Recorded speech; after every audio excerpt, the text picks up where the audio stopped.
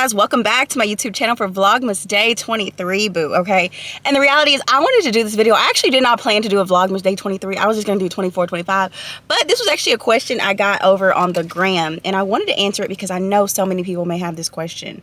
So I recently put up a reel where I'm talking about kind of this was a season of just facing my fears, and I kind of talked about it in the description of that I've been having secret battles, and it's been facing fears, you know. And somebody asked me, how do you tangibly face your fears? Like, what does that look like? How are you facing your fears? So some people will be like, Morgan, I have all these fears, but I don't know how to face them. Real quick, I just want to say, the enemy camouflages many of our blessings with fear. So our blessings are on the other side of our fear. So for example, it says in the scripture that God did not give us the spirit of fear, but of peace and a sound mind. However, the moment we're getting ready to step out on something in faith, fear comes in and fear tries to stop us and hold us back. And I want to tell you that is where I have learned this years ago. And I just want to tell you, it's happened over and over and over. So I don't run from my fear. I face it head on. And this is for example. Years ago, I was dating this guy. I was in a really great relationship, so I felt like, but there were times I was like, is this really it? But I was so afraid to leave. Like, I had so much fear to just walk away, right? So the very thing I feared was us breaking up actually ended up happening. And when it happened, it blessed my entire life though, because it's like I no longer had that individual to lean on, and I had to go lean on God. And I eventually found my purpose. I eventually started walking stronger in God and all of that, okay? So I want to say the very thing I was afraid to do was actually a blessing on the other side. Let me give you another example.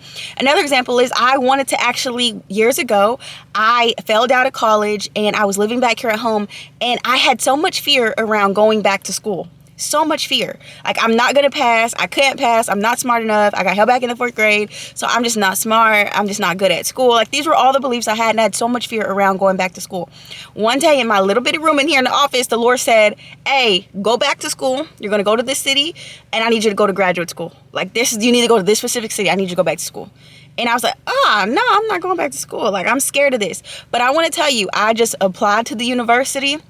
I got approved, or I got accepted. I went ahead and went to my old university because I only needed a few more classes. And I was just like, hey, like, can these classes, if I take them here, can they transfer as credits? And he was like, yeah, they can. Got that cleared. Then before I knew it, it was time to move to the city because it was almost time to start school. This right here, I was so afraid. I was afraid of leaving my nephews behind. I was sad. I was emotional.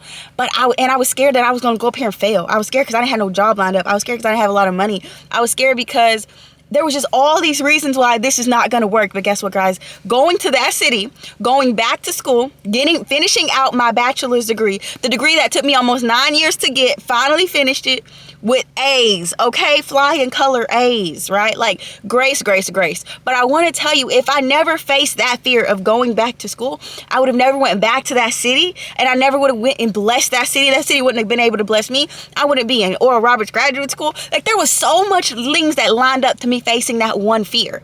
If I said, no, I can't face this fear, then guess what? I wouldn't have been even able to face the fear to move. Because since I got accepted into school and since school was starting, I had to bite the bullet and go. But if I didn't have the school to go, that pushed me out and made me go, I maybe never would have went. So I just want to tell you that when I'm telling you in this, talking about this has been a year of facing my fears, this has been like 6 years of facing fears. But how do you face them is you got to identify your fear. So for example, I was sitting there with my boyfriend, and my biggest fear was we would break up. Well, why is that a fear? You should not be so afraid to let go. You got to let go now. I should have been able to let go in that moment, and then that fear wouldn't have been able to manifest like it did. And not saying I could have broke up with him, but I could have let go of the outcome. All right, we talked about that in the video. Fear sometimes is us trying to control the outcome, and you got to let go of that and let God do what he's got to do. But I will also say this.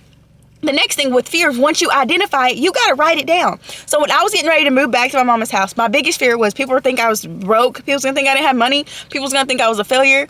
I wasn't going to have an office, all this stuff. Like, that was my biggest fear. And so what I did is I told the Lord, Lord, these are my biggest fears. Now I got to face them. When it was time to move my office down here, I said, Lord, my biggest fear is putting stuff in storage. I do not want to put anything in storage. Guess what I had to do, y'all?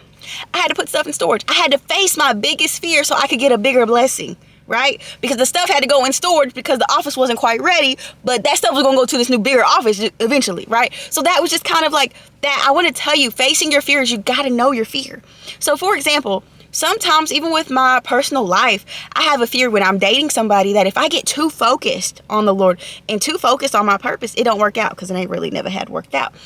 That's a fear. A fear of mine is if I delve too deep into God, my relationships are going to fall apart. Right? That's a fear of mine. And so what the enemy tries to do is he tries to keep me on surface level with God because I'm too afraid to go deep. But the reality is, if I go deep, the blessing is on the other side of me finally going deep with God, going deep in my purpose, going hard for everything God has said that was mine. Everything God says is his is now mine. Right? So the reality is, the enemy camouflage our blessing. Oh, if you do this, this is going to be the outcome. Oh, you're afraid of that, so you're going to stay still.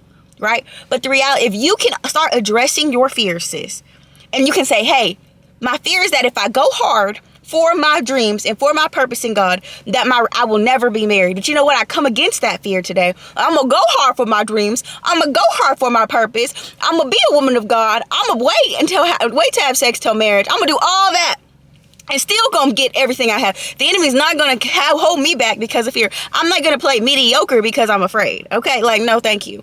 So that's that little part. Now let's talk about this. After you start, let's say grab a journal and you start saying, what am I most afraid of? I'm afraid of failing. I'm afraid of never getting married. I'm afraid of never being a mother. I'm afraid of, just not having enough money for when these bills come next month. Like let's be real. Write down everything you're afraid of. And then you got to start saying, but what's the action step I need to do to face that fear? So I'm afraid that if I go hard for my purpose, I will not have a great relationship with my significant other or other people. Well, that's a fear. So instead of standing still, I'm going to go hard. Okay? Because I'm going to face that fear head on, because God did not give me a spirit of fear. So if the enemy is giving me this fear, it's because he's trying to camouflage one of my biggest blessings. Okay? So then on top of that, next thing is, okay, I'm afraid that my bills ain't going to be paid this next month or something like that. Okay, what's the thing I can do to combat that fear? I can pray. And also too, I can start hustling. I can start working. I can start running. I can start figuring out something and say, Lord, give me, that's what I would do for the ministry. And this is real, y'all. And I don't think the ministry is different from your personal life, because you are the church. But anyway, let me just say this. When my ministry can't pay for something, and let's say I have a girl working for me, and we spent a lot of money here, and I know I got to pay this girl, and I got to pay this social media, I got to pay certain people, and I'm like, oh, Lord, I got to pay da-da-da-da-da-da. I pray, Lord, give me an idea. Give me a strategy. Give me something to make sure that we keep our name clear and we pay everybody. I don't want people to be like, oh, ACC ministry, Morgan Tracy J didn't pay me. I don't got time for that. So I'm like, Lord, let me get an idea. And he always come through. But sometimes I got to work my hands. Sometimes I got to work my gifts. Sometimes I got to go and put up a strategy. Sometimes I got to launch a new product. Sometimes I got to go and, like, back in the day, I designed websites. I would go design other ministries' websites to help fund my ministry. So, like, you just got to get creative and you got to hustle. You got to have a grit about you. But the thing is, you got to face your fears head on. You can't look at your fear and be like, I don't know. You got to say, oh, this is what I'm afraid of right now. I'm afraid that if I move back to my mama's house, I'm going to get stuck. I'm not gonna even have the same drive I had when I was in that other city. I'm afraid that people are going to judge me if I go back. But Lord, I feel like you're telling me to go back, but I'm afraid of all of this. So God, if there is a fear covering something now, then automatically I know it's just calling me to step out on faith. So every time I'm getting ready to do something in faith, fear shows up. So now I know that this is a faith move, but fear is trying to camouflage my blessing. So you know what? I'm going to have to face the reality that people may judge me. I'm going to have to face the reality that I might feel stuck at moments. I'm going to have to face the reality that I'm back in the same bedroom. I'm going to have to face that reality, but I know I'm going to do it in faith. And I'm willing to face my fears. This is an adventure of faith. This thing we're on is called an adventure of faith. And every time you face your fear with faith, you're like, oh, I'm scared, but I'm going to do it anyways because Jesus got me. Every time you face it with faith, girl, you go to new levels in God, okay? And I heard this, and I said this before in one of my videos. The moment you come to the end of moving forward in faith, you come to end of spiritual progress. Like, you ain't going to progress. You're going to live the same year twice. And I've done it before, so I'm speaking from experience because I've lived the same year twice because I didn't have the faith to move forward, but I had enough fear in my life to tell me to stay where I was. Okay? So I want to encourage you, how you move forward, sis, before you go into 2023, I want you to grab a piece of paper and I want you to sit down by yourself for just 10 minutes and write down everything I am afraid of. Everything I'm afraid of.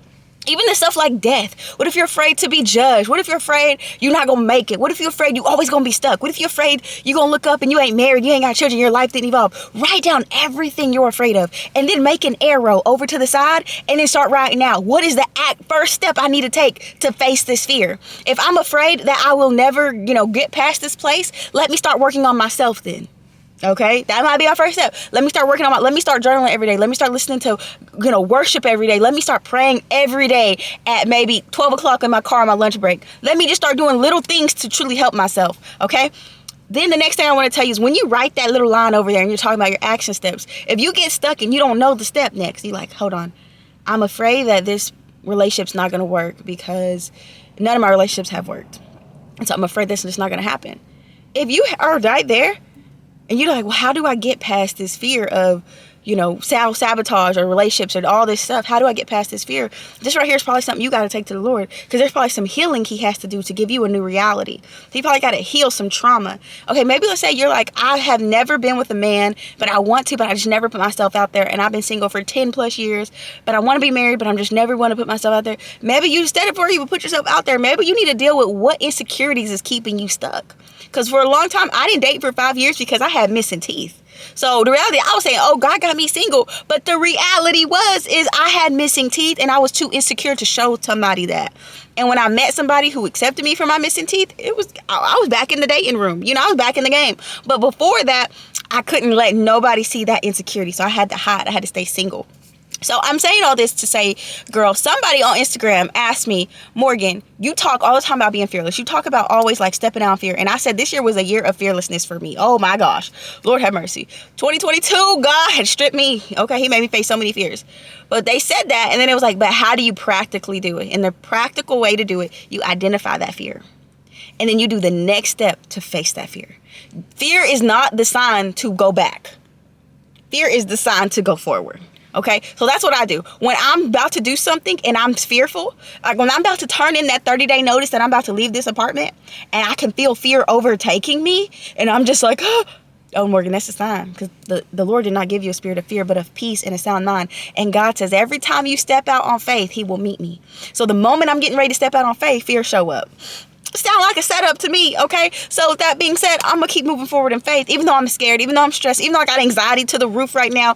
I'm going to put that paper in. I'm going to go handle that. I'm going to go look at that office. I'm going to go sign a name. I'm going to sign my name on this contract. I'm going to go do all these things because I'm believing God is doing things in faith through me as well.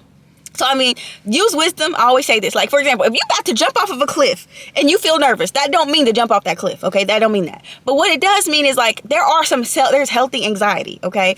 Got this from my counselor, okay? There is healthy anxiety. But also, when you have been so anxious for so long, sometimes your anxiety is just always spiking random times, even when there's not anxious moments. So sometimes our fear will just spike up when the moment we step out on faith. And then your anxiety comes. And then you're like, oh, this just can't be God because I'm just so stressed out. I'm just so mentally actually, it probably is, but it's probably your faith and your fear fighting against each other. I've been there. So I said a lot on this video because I just really wanted to answer that in the most tangible way. Morgan, how do you face your fears? I identify my fears. I take a deep breath. I write the next action step to help me face that fear. And I walk forward and I do it. I do it crying. I might do it bawling on the floor in my old office. I might do it broken before the Lord, but I'm gonna do it because this is an adventure of faith. And I feel like every time God take me on an adventure of faith, y'all, it's scary, but it's hype. My life get better and better. So I'm like, I have learned by now, girl, if you don't follow, just follow the Lord. Even though you're scared, even if your account look negative, if you got to do things that you didn't plan to do, just do it because it's gonna bless your whole life. Okay. So anyways, that's all for day 23. This was just a random video. I'll be back for the next 2 days of Vlogmas. I hope you guys have enjoyed Vlogmas, and I'm gonna finish out the next 2 days a little bit different because I just wanted to do something special for you guys. Okay, so anyways, if you enjoyed this video, boo, go ahead and comment down below your favorite tip, put it in the comment section. And last but not least, boo, we only got 2 days left of Vlogmas, so face your fears, sis. Before 2023 comes, identify your fears and write down one action step you got to do to face that fear. Okay, all right, love you ladies. Bye.